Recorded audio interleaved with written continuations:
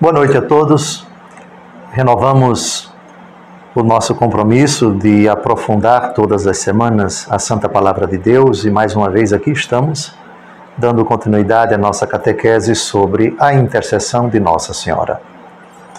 Já estamos no final do nosso estudo e hoje, na linha de continuidade do programa anterior, no final do programa anterior, eu já havia aludido o seguinte, que hoje nós comentaríamos, dentre outros textos, Atos dos Apóstolos, capítulo 1, Tiago, capítulo 5 e o famosíssimo capítulo 12 do Apocalipse de São João, a luta entre a mulher grávida que está para dar à luz e um dragão, a primitiva serpente, Satanás. Esse capítulo 12 fala tanto da igreja como também de Nossa Senhora. E hoje nós vamos responder a algumas questões. O papel de Nossa Senhora como intercessora na igreja primitiva. Pode-se falar de Nossa Senhora como intercessora da igreja junto a Jesus, que já ressuscitou, está sentado à direita do Pai, durante os primeiros anos da ação da igreja em Jerusalém, na Judéia e na Samaria, antes que a igreja ultrapasse os limites da Terra Santa? Parece que sim. Vejam que aqui nós precisamos tipificar uma coisa muito interessante.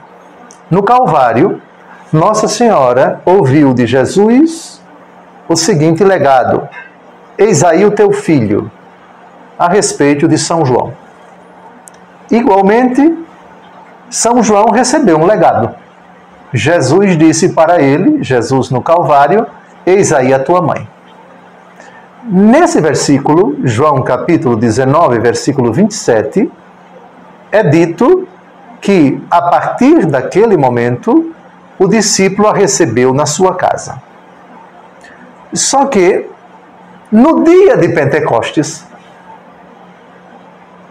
Nossa Senhora está com a igreja em oração no cenáculo, como vamos ver agora, em Atos capítulo 1, versículo 14, esperando a vinda de Pentecostes. Eles estão reunidos em oração no cenáculo. O cenáculo é uma referência importante para a igreja. Foi ali que Jesus instituiu a Eucaristia. Foi ali que Jesus apareceu pela primeira vez aos apóstolos, ressuscitado. Foi ali que Jesus apareceu uma semana depois aos mesmos apóstolos, só que na primeira aparição São Tomé não estava. Lembram disso? Pois bem, e agora a igreja está reunida em oração. Nossa Senhora está com eles. Ora, se Jesus disse, eis aí a tua mãe, e no mesmo versículo, João 19, 27, São João, que escreveu esse evangelho, disse, a partir daquele momento o discípulo a recebeu na sua casa. E eles ainda estão em Israel, na Terra Santa. Não partiram para Éfeso. Provavelmente Nossa Senhora se hospedou na casa de São João, em Israel. Está claro? Porque se eles ainda não partiram, e só vão partir depois que Tiago, que vai se tornar bispo de Jerusalém, vai ser assassinado, no capítulo 12 dos Atos dos Apóstolos, Herodes mandou matar a Tiago à espada para agradar aos judeus, é quando os cristãos se espalham, alguns ficam na Terra Santa, mas muitos partem, e São João é um deles e leva consigo Nossa Senhora. Então já podemos dizer que em Pentecostes, durante o evento de Pentecostes, sim, Nossa Senhora deixou de vez Nazaré. Depois daquele triste episódio em que arrancaram o seu filho da sinagoga e o levaram para um lugar alto de onde queriam precipitá-lo. E lembram do episódio? Um discípulo só não é querido na sua terra, etc. Pronto, aquilo foi a gota d'água. E nos evangelhos a gente não vai ver mais Nossa Senhora em Nazaré. Jesus também não volta para Nazaré. É uma persona não grata. Foi ameaçado de morte. foi insultado, foi agredido, muito provavelmente foi xingado, e isso tudo está no capítulo 4 de São Lucas. Então, e Jesus, agora, depois da ressurreição, onde eles vão colocar Nossa Senhora? Provavelmente Nossa Senhora era hóspede da casa de São João. Onde São João morava até São Tiago ser executado, não sabemos. Mas vamos encontrar a igreja em Jerusalém. Nossa Senhora, portanto, a mãe do Salvador, devia ser hóspede ilustre da casa de São João, por causa de João 19:27. E a partir daquele momento o discípulo a recebeu na sua casa. Então não é plausível dizer que ela ficou hospedada na casa de Marta, Maria, já que Lázaro provavelmente foi assassinado. Enfim, mas, bom, são conjecturas. Vamos então ao texto que interessa. Atos dos Apóstolos, capítulo 1, versículo 14, de 12 a 14. Voltaram eles então para Jerusalém do monte chamado das Oliveiras, que fica perto de Jerusalém, distante uma jornada de sábado. Tendo entrado no cenáculo, subiram ao quarto de cima, onde costumavam permanecer. Eram eles Pedro e João, Tiago, André, Filipe, Tomé, Bartolomeu, Mateus, Tiago, filho de Alfeu, Simão, o zelador, e Judas, irmão de Tiago.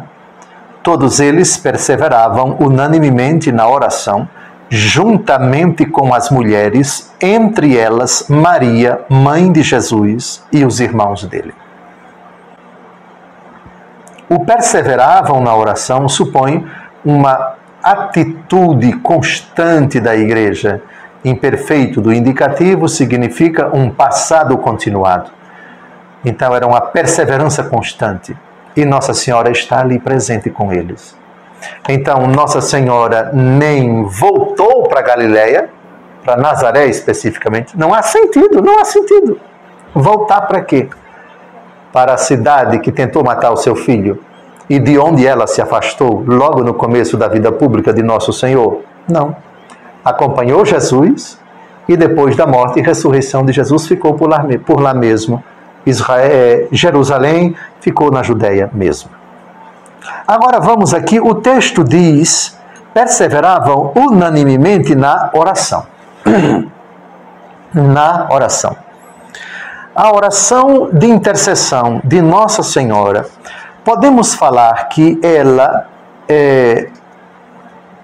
já se faz presente na igreja primitiva? Vamos então ao livro dos Atos dos Apóstolos, no capítulo 12, para responder a questão. Nós vimos Nossa Senhora com a igreja no cenáculo rezando. Mas a pergunta é, há provas na Bíblia de que Nossa Senhora intercede pela igreja nos Atos dos Apóstolos? A resposta é sim. E o episódio é doloroso. São Pedro está na prisão. Essa não é a primeira vez que São Pedro vai para a cadeia. Já é a segunda vez. Atos capítulo 12, versículos de 1 a 5. É um momento muito delicado para a história da igreja em Jerusalém, na Judéia. Aqui, São Tiago vai ser assassinado, a espada, a cabeça dele vai ser cortada, e os cristãos vão ser perseguidos violentamente. Aqui, por favor, aqui nós já temos São Paulo convertido. Na primeira prisão de São Pedro, Paulo estava por detrás, juntamente com outras autoridades. Paulo ainda não havia se convertido. Lembram que que Estevão vai ser lapidado? Estevão vai ser lapidado no capítulo 7. São Pedro foi preso no capítulo 4. Então São Paulo ainda não havia se convertido, porque no capítulo 7, depois de São Pedro ter sido libertado, no capítulo 4, Saulo é o responsável pela lapidação de Estevão. Então, essa segunda prisão de São Pedro, que vai ter a participação das preces da igreja primitiva, ela ocorre, essa prisão, quando São Paulo já estava convertido. Mas São Paulo não está mais na Terra Santa. Ele vai voltar no capítulo 15 para se explicar, para se apresentar à igreja no famoso episódio do Concílio de Jerusalém, o chamado Concílio de Jerusalém, porque alguns cristãos estavam dizendo: se vocês não observarem a lei de Moisés, vocês não podem se salvar. São Paulo se opõe a isso, gera-se um celeuma muito grande na igreja e São Paulo sobe a Jerusalém para... ele está em Antioquia agora, para resolver essa questão, essa polêmica. Então vamos ao texto, depois de situarmos historicamente esses acontecimentos. Atos 12, de 1 a 5. Por aquele mesmo tempo, o rei Herodes mandou prender alguns membros da igreja para os maltratar. Assim foi que matou à espada Tiago, irmão de João. Vendo que isso agradava aos judeus, mandou prender Pedro. Eram então os dias dos pães sem fermento. Mandou prendê-lo e lançou-o no cárcere, entregando-o à guarda de 4 grupos, de 4 soldados cada um, com a intenção de apresentá-lo ao povo depois da Páscoa. Pedro estava assim encerrado na prisão, agora vem o que interessa, mas a igreja orava sem cessar por ele a Deus. A igreja orava sem cessar por ele a Deus. Ora, Nossa Senhora está lá. Se toda a igreja é intercessora e Nossa Senhora está lá, Nossa Senhora é intercessora. Então temos uma prova bíblica da intercessão de Nossa Senhora ainda em vida, em favor da igreja. É claro que ela não está sozinha, mas ela está. Ah, mas e no céu? Bom, eu não vou repetir Apocalipse 5 e 8, que eu já tratei disso na aula passada. Nossa Senhora no céu intercedendo com todos os santos, a fumaça com o incenso que sobe a Deus, como no turíbulo de ouro, que são as orações dos santos. Agora, nós vamos para o capítulo 5 do livro de São Tiago, onde temos uma frase que, se não se refere explicitamente à Santíssima Virgem, mas tem relação com ela. Bíblia Ave Maria, Carta de São Tiago, capítulo 5. A frase é muito simples. A oração do justo tem grande eficácia. Quem é o justo na Bíblia? Quem faz a vontade de Deus. Justiça é uma característica, estritamente falando, de Jesus. Ele é o justo. Vós matastes o justo, diz o diácono Santo Estevão, no seu discurso que vai culminar no seu apedrejamento. Vós matastes o justo. O justo é Jesus. E esse título, quando é atribuído às criaturas, quer dizer, o justo é aquele que tem a justiça de Cristo, é aquele que tem Cristo. O justo é o santo. O justo é o justificado pelo sangue de Cristo. Se a oração do justo tem grande eficácia, e já vimos o papel de Nossa Senhora no início da vida pública de Jesus, ela obteve a justa, o primeiro milagre, ela é a santa, ela é a primeira a quem se aplica a frase de Jesus, dirigida àqueles que foram dizer a ele: eis que tua mãe e teus irmãos estão lá fora te esperando. Quem é minha mãe? Quem é meu irmão? Quem é meu pai? É aquele que faz a vontade do meu Pai que está nos céus. Esse é meu pai, é minha mãe, é meus irmãos, é minha família. Nossa Senhora é a justa. A oração dela tem grande eficácia. É claro que esse texto não se refere apenas a ela, mas também ela está incluída aqui. Qualquer justo, esteja na terra ou esteja no céu, tem grande eficácia a sua oração de intercessão. Chegamos agora a um texto extremamente difícil de ser explicado.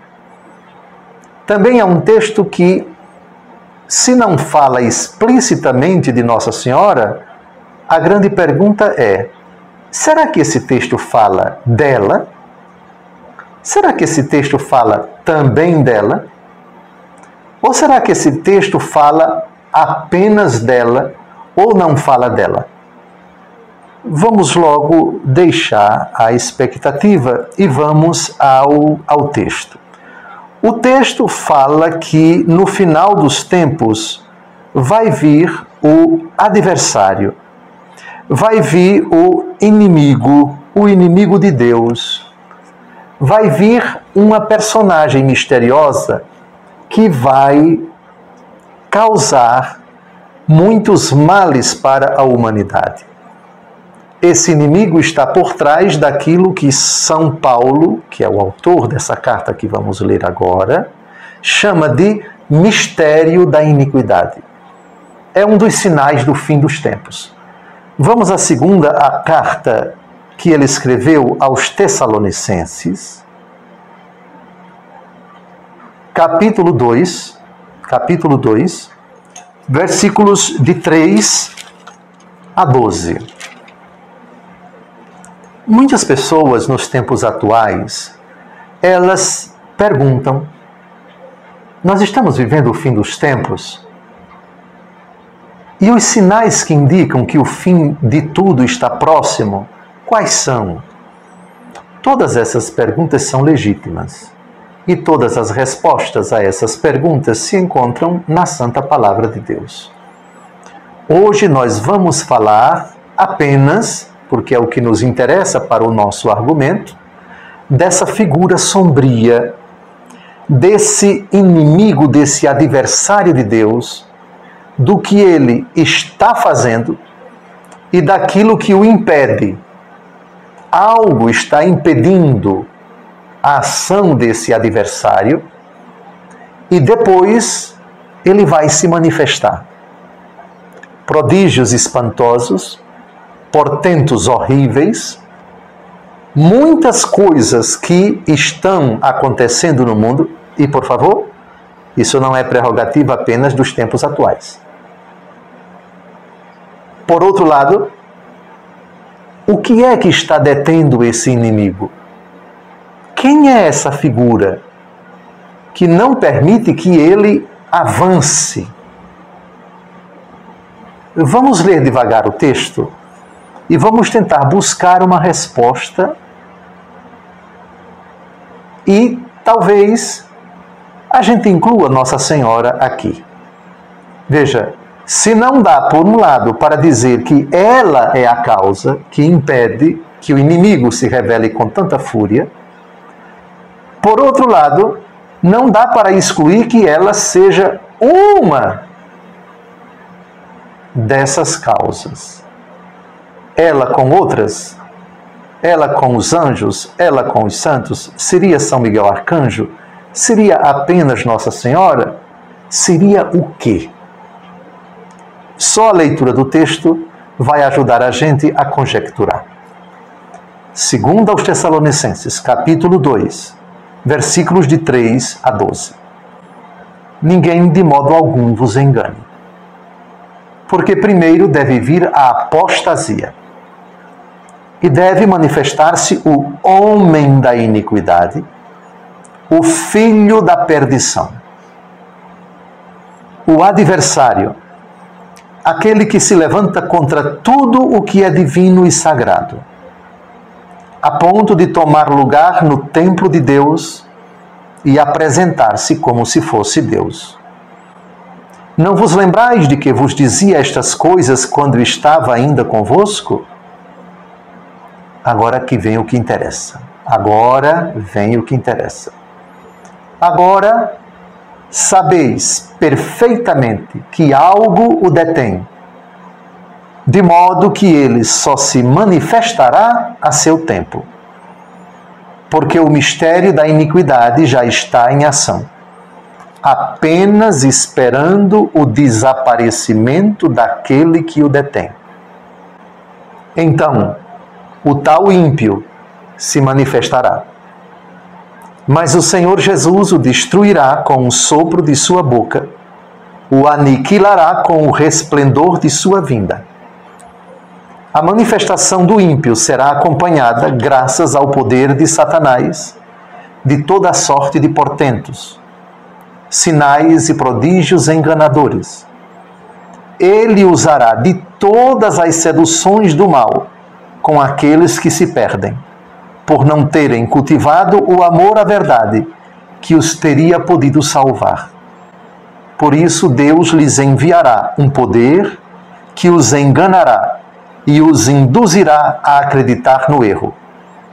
Desse modo, serão julgados e condenados todos os que não deram crédito à verdade, mas consentiram no mal.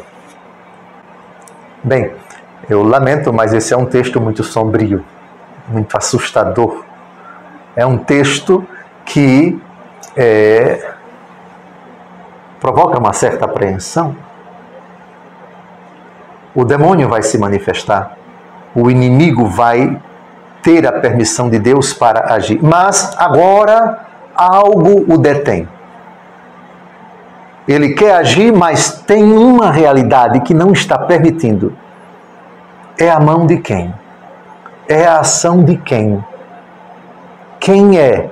E lógico, se ele é inimigo do gênero humano, tem algum inimigo ou inimiga que é o responsável por impedir a sua ação. Mas que inimigo é esse? O texto não fala de alguém, o texto fala de algo. Algo. Vamos de novo ao versículo 6. Todos juntos? Agora sabeis perfeitamente que algo o detém, de modo que ele só se manifestará a seu tempo. Então, a ação do demônio não é ilimitada. Ele não faz o que quer e quando quer. Ele faz o que Deus permite. Não, você não vai agir agora. Vou colocar um obstáculo, um entrave para você. Que entrave é esse? Algo o detém.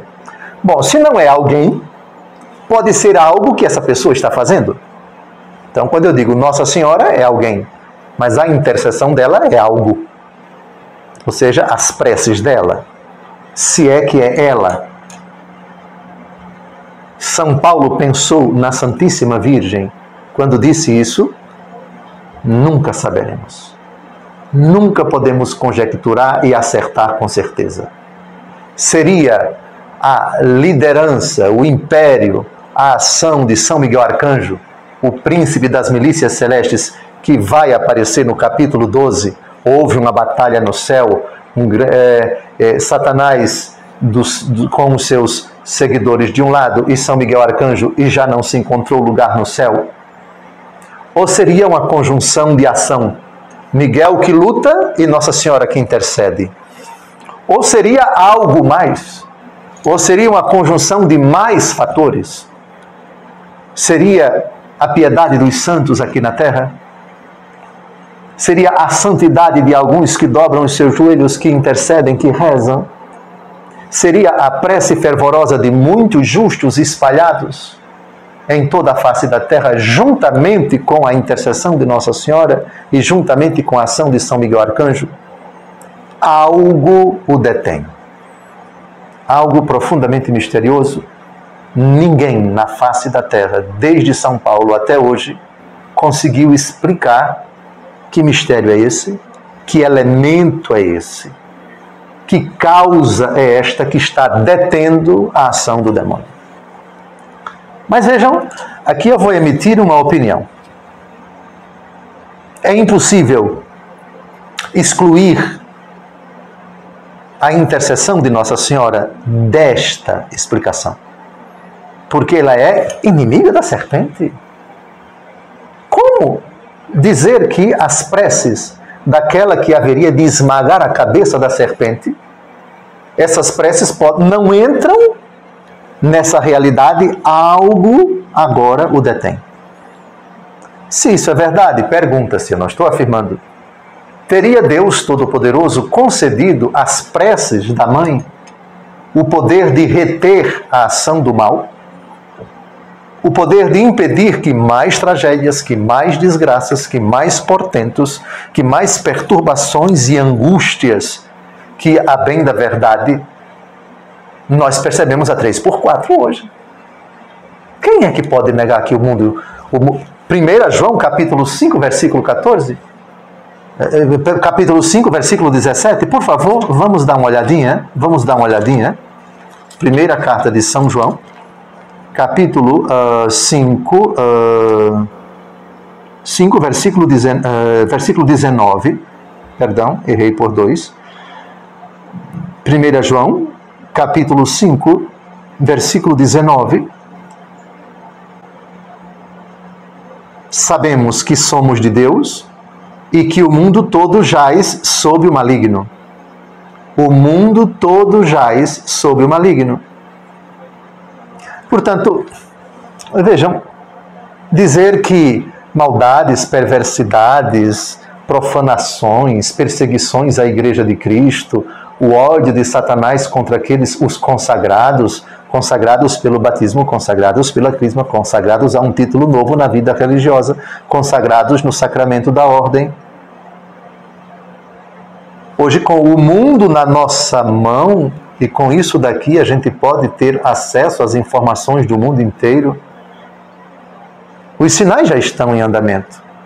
A palavra de Deus não erra, e dizer que o mundo todo jaz sob o maligno não é em absoluto exagero, é a palavra de Deus. Agora vejam esse versículo 19 da 1 João capítulo 5, de 1 João capítulo 5, somos de Deus e o mundo todo jaz sob o maligno. Ora, se o mundo todo jaz, isso se aplica aos santos, aos que pertencem a Deus? Não. Somos de Deus, atenção, somos de Deus é o pedacinho do mundo que pertence a Jesus. Somos de Deus e o mundo todo jaz sob o maligno. Então, estão percebendo que não são todas as pessoas da face da terra que estão sob o poder do maligno. Estão sob o poder do maligno os que não são de Deus. E como saber se fulano é ou não de Deus? Jesus deu um critério ótimo. A árvore se conhece pelos frutos. Uma árvore boa não dá maus frutos. E uma árvore má não dá bons frutos. Então, por favor, 1 João, capítulo 5, versículo 19, não significa que os 7 bilhões de pessoas, 7 milhões e 500 milhões, não sei quantos, já ultrapassamos a casa dos 7 bilhões. Não creio que chegamos aos 8 bilhões. Mas, atenção, na humanidade, existem alguns que são de Deus. E acredito que não são poucos. Também o que eu não posso dizer em cima desse versículo é se no mundo inteiro os que são de Deus, em comparação com os que estão sob o poder do maligno, são maioria ou são minoria. Não tem condições. Mas a humanidade aqui está dividida em duas partezinhas bem distintas. Somos de Deus e o mundo jaz sob o poder do maligno. Muito bem. Então agora a questão é a seguinte: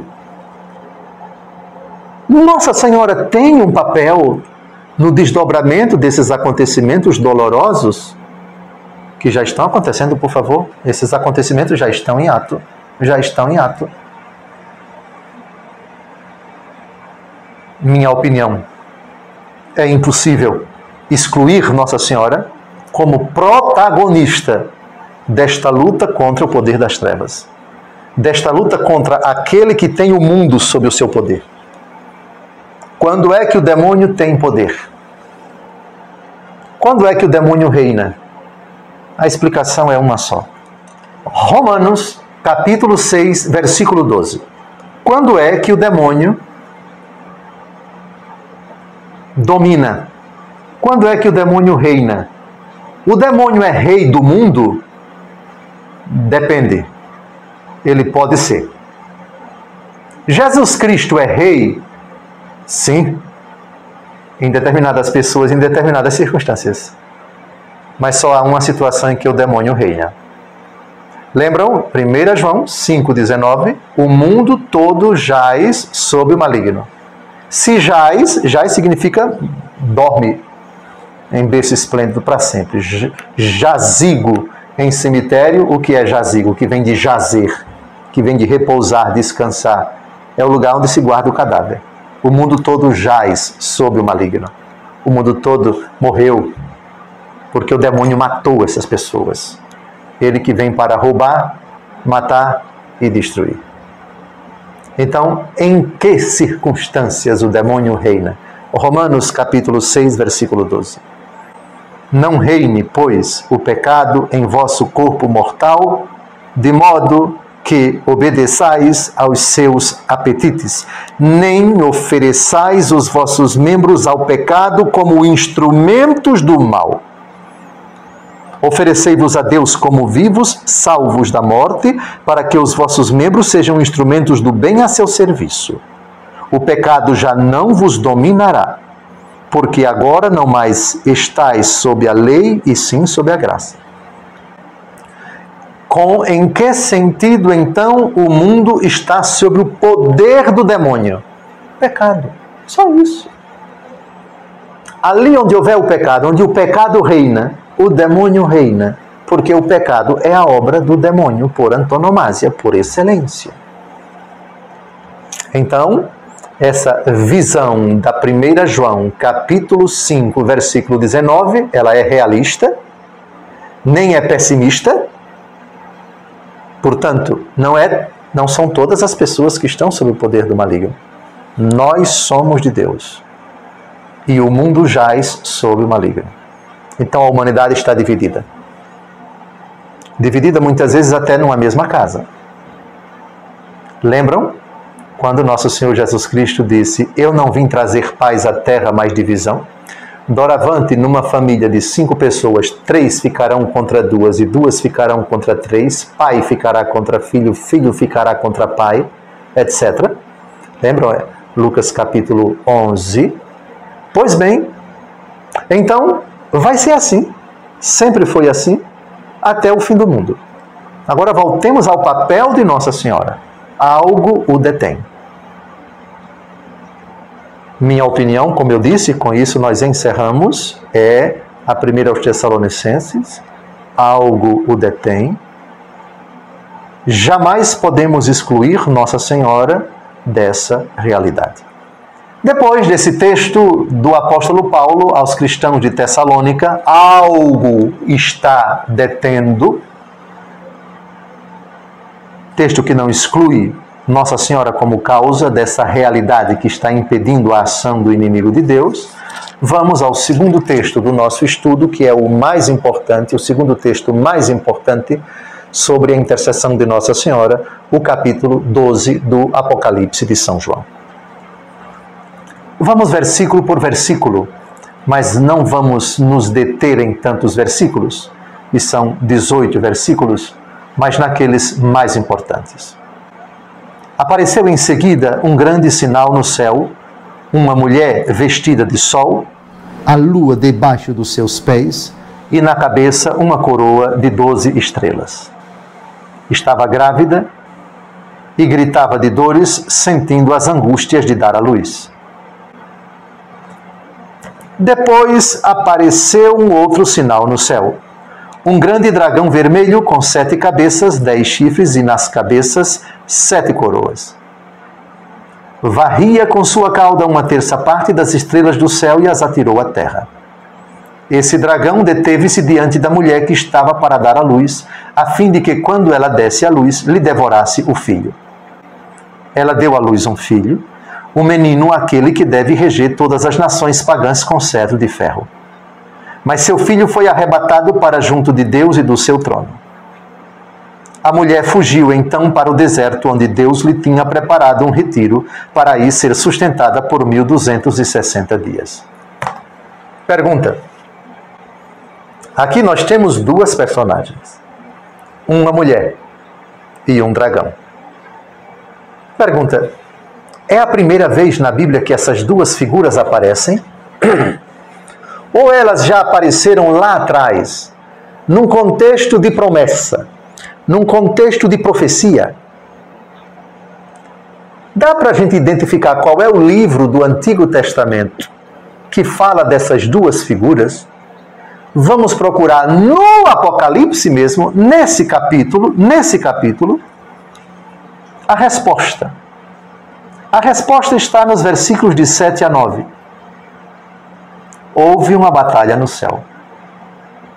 Miguel e seus anjos tiveram de combater o dragão. Então vejam que de 1 a 6 aparecem a mulher e o dragão. Só eles dois. Está claro? No versículo 7 entra uma terceira personagem, Miguel. E entram também os coadjuvantes, que são os seus anjos. Tiveram de combater o dragão. O dragão e seus anjos travaram combate. Então Miguel não está sozinho, o dragão também não está sozinho. Miguel e seus anjos, e o dragão e seus anjos. É claro que os anjos que estão sob o domínio, o comando de Miguel, são anjos bons. E os anjos que estão sob o domínio do dragão são anjos maus. São demônios. Demônios. Mas atenção, a mulher e o dragão. E já não houve lugar no céu para eles. Houve uma batalha, Miguel ganhou, e seus anjos, Miguel e seus anjos ganharam. O dragão e seus anjos perderam. Agora vem a explicação. Que dragão é esse? Aí a gente vai entender o livro do Gênesis. E entendendo o livro do Gênesis, a gente vai entender quem é essa mulher grávida que deu à luz um filho. Versículo 9. Foi então precipitado o grande dragão, a primitiva serpente, chamada de demônio e Satanás, o sedutor do mundo inteiro.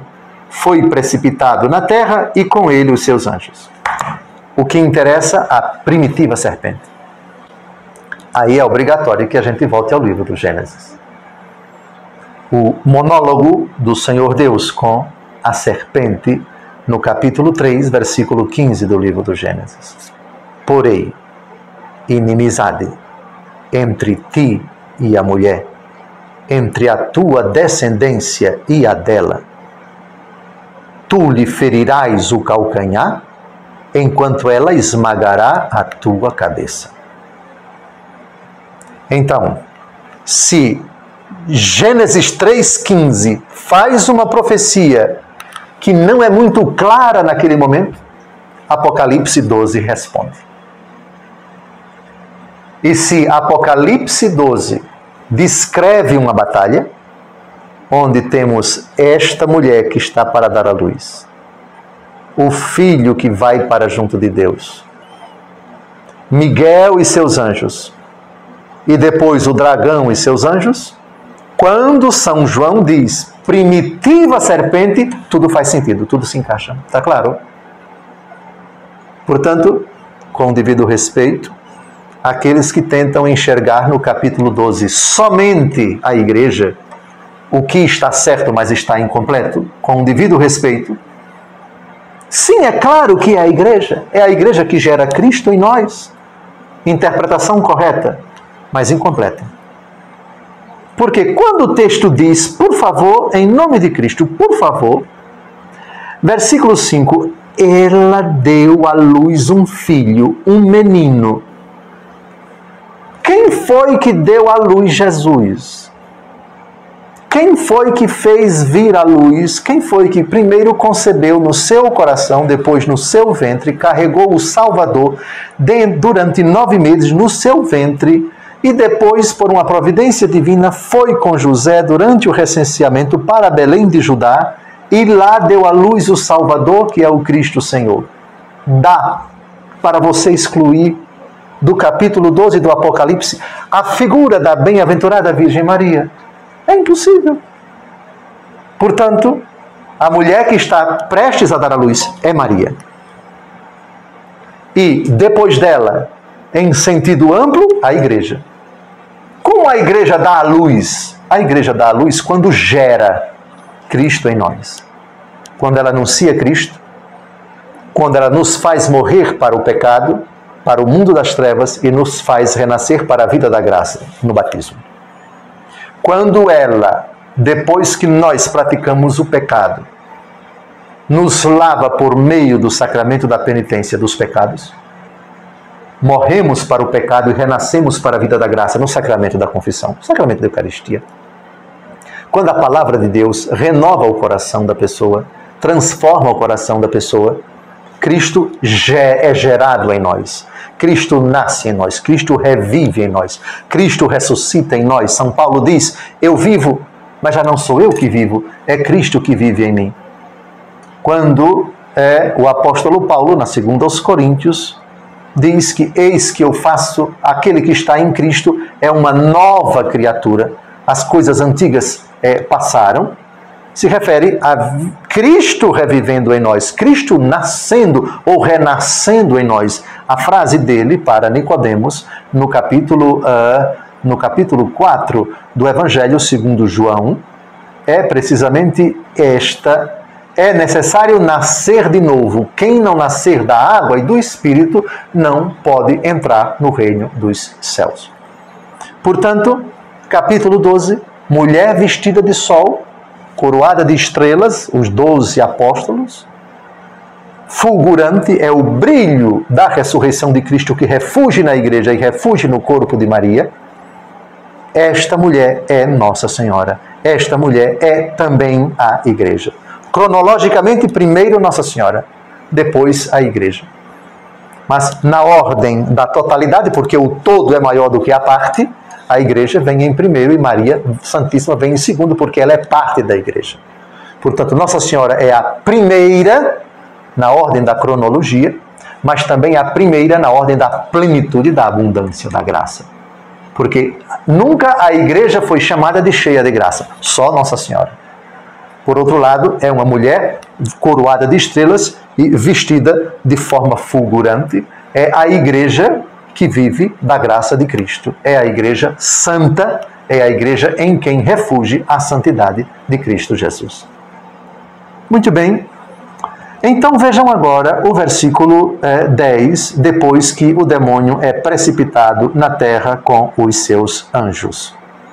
Agora chegou a salvação, o poder e a realeza de nosso Deus, assim como a autoridade de seu Cristo, pois foi precipitado o acusador de nossos irmãos, que os acusava dia e noite diante do nosso Deus.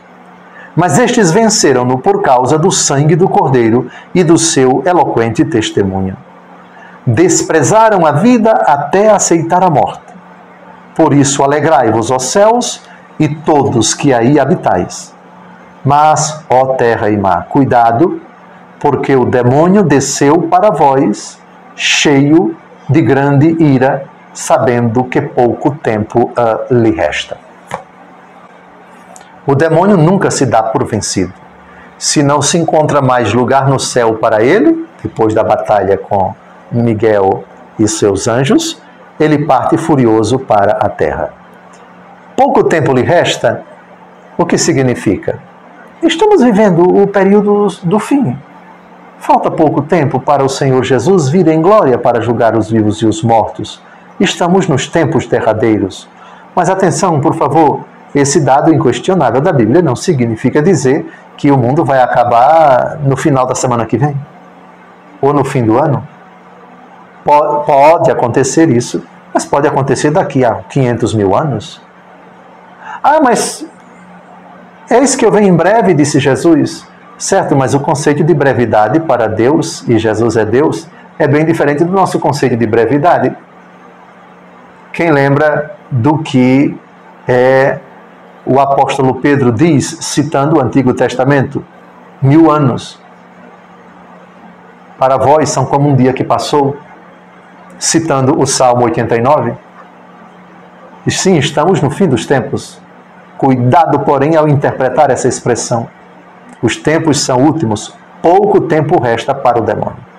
Aliás, se pouco tempo resta para uma pessoa, raciocine aqui comigo, por favor, uma coisa bem simples. Não precisa grandes exegeses de Apocalipse 12:12, não.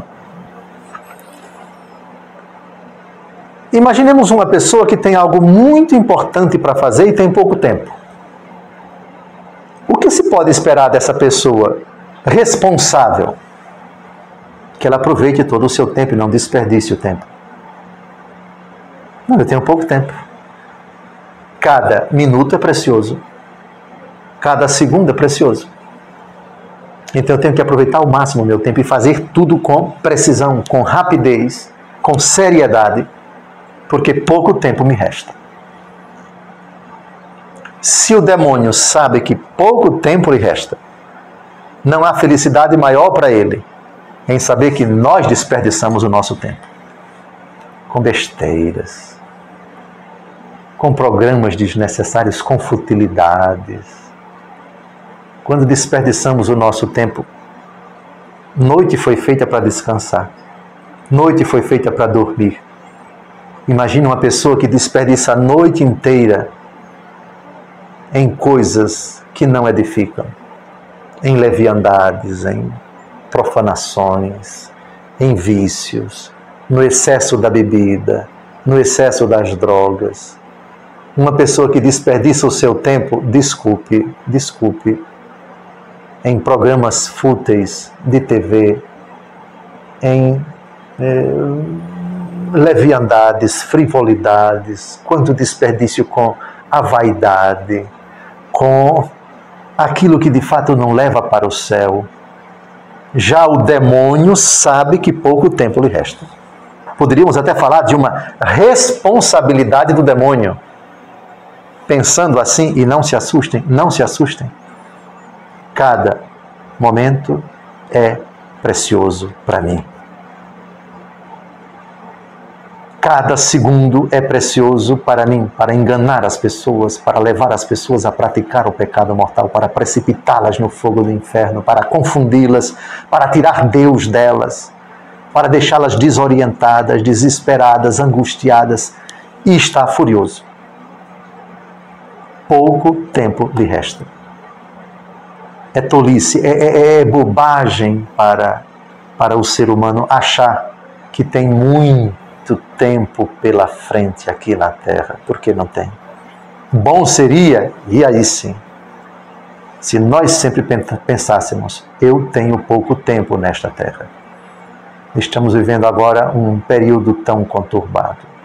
Quanta dor, quanto sofrimento, e tantas pessoas que, isoladas por causa desta pandemia, recebem a notícia de que em algum lugar uma pessoa muito amada, muito querida, contraiu a enfermidade, está na UTI, o estado se agrava e a pessoa vem a falecer.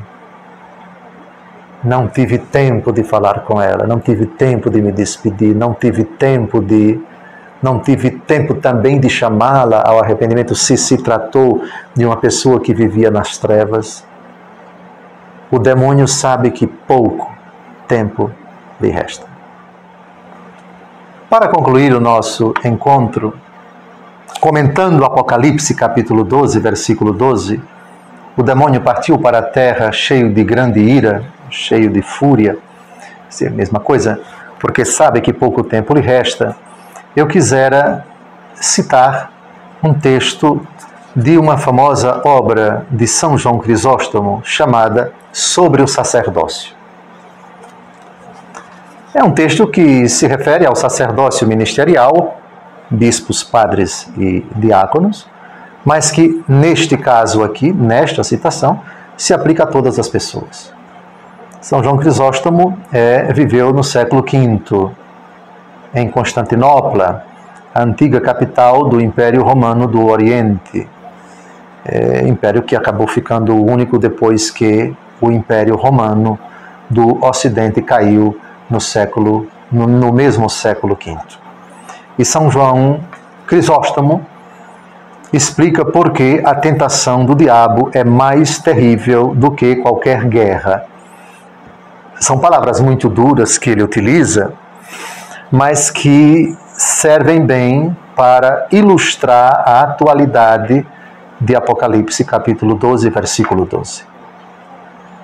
Diz o santo: não considere que eu estou exaltando o cargo no meu discurso, e nem pense que o que falei é grande, por estarmos presos neste corpo como em uma prisão, sem poder ver nada do que é invisível.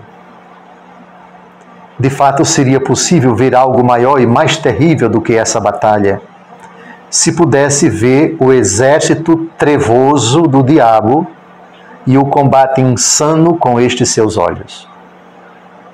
De fato, nesta batalha, não há bronze ou ferro, nem cavalos, carros e rodas, nem fogo e flechas.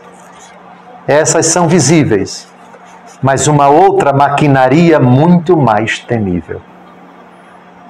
Os inimigos não necessitam de couraças, nem de escudos, nem de espadas e lanças, mas basta somente a visão daquele exército danado para dissolver a alma. Caso não calhe de ser bastante nobre e goze, no lugar da coragem natural, de muita providência divina. E se fosse possível despir-se deste corpo, ou poder com o próprio corpo ver com pureza e sem medo todo o seu exército e a guerra contra nós, veria não torrentes de sangue ou corpos mortos, mas tantas quedas de almas e feridas tão duras, a ponto de considerar toda aquela descrição da guerra que acabamos de narrar como brincadeiras e jogos de crianças mais do que guerra. Tantos são os atingidos cada dia. As feridas não operam a morte idêntica, mas o quanto distam alma e corpo é a diferença entre uma e outra.